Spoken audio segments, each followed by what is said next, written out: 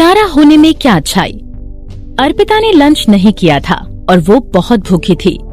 अनन्या की dressing change करने के चक्कर में उसे अपनी भूख महसूस नहीं हुई। ये तो अब जब वो किसी को अपने सामने खाना खाते हुए देख पा रही थी तब उसे महसूस हुआ कि वो कितनी ज्यादा भूखी थी। ये सिर्फ उसकी सहन शक्ति का कमाल था कि आगे बढ़कर उसने खुद के लिए खाना नहीं लिया।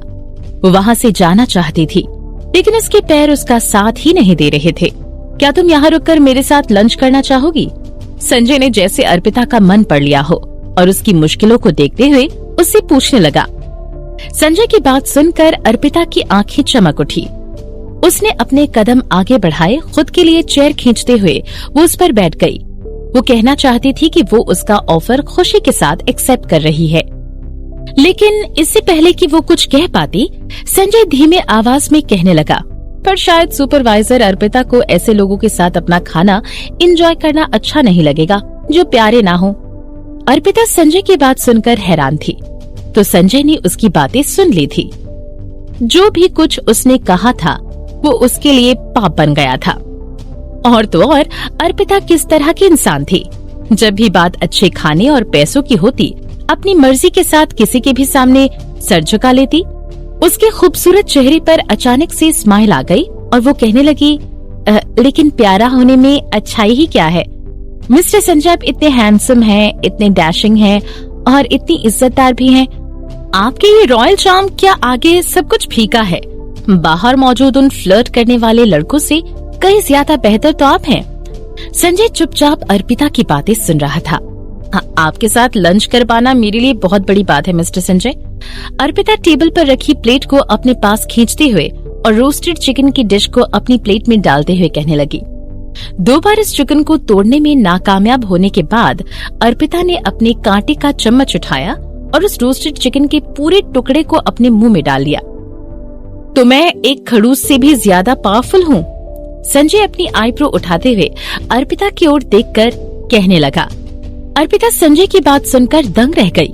संजय की बात सुनकर अर्पिता के चम्मच का वो रोस्टेड चिकन का पीस उसकी प्लेट में जा गिरा, जो वो अच्छे से चख भी नहीं पाई थी। अब वो क्या करे?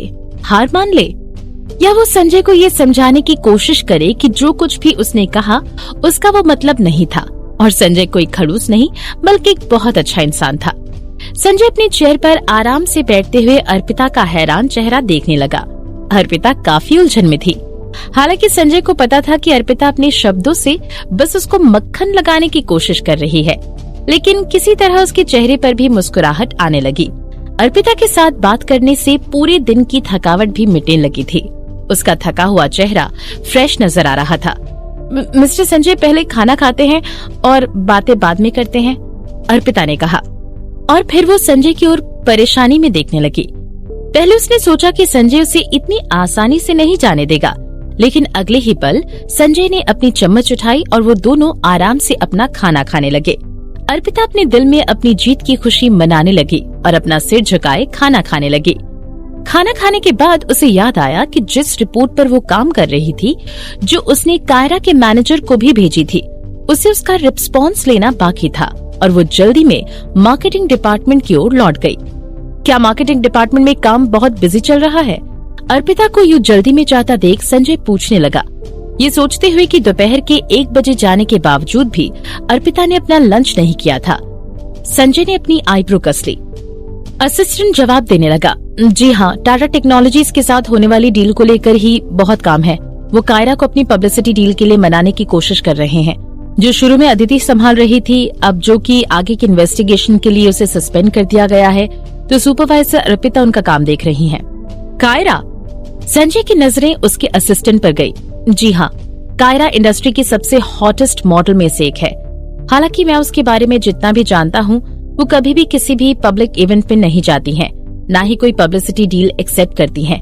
उसने बहुत से लोगों को इस बारे में नाराज किया है, हालांकि कभी किसी को कोई मुश्किल नहीं हुई। ऐसा मालूम होता है कि उसका बैकग्राउंड बहुत स्ट्रॉन्ग है। मिस अर्पिता के लिए उसे इस पब्लिसिटी डील के लिए मनाना नामुमकिन के बराबर है। असिस्टेंट थोड़ी देर रुका और फिर कहने लगा, हालांकि सुपरवाइजर अर्पिता को देखकर लगता है कि वो आसानी से हार नहीं मानने वाली हैं। एक सामान्य इंसान भले ही ऐसे सिचुएशन में हार मान ले, या उन्हें दिए हुए काम को लेकर बहुत ज्यादा गॉसिप करे और कंप्लेंट करे।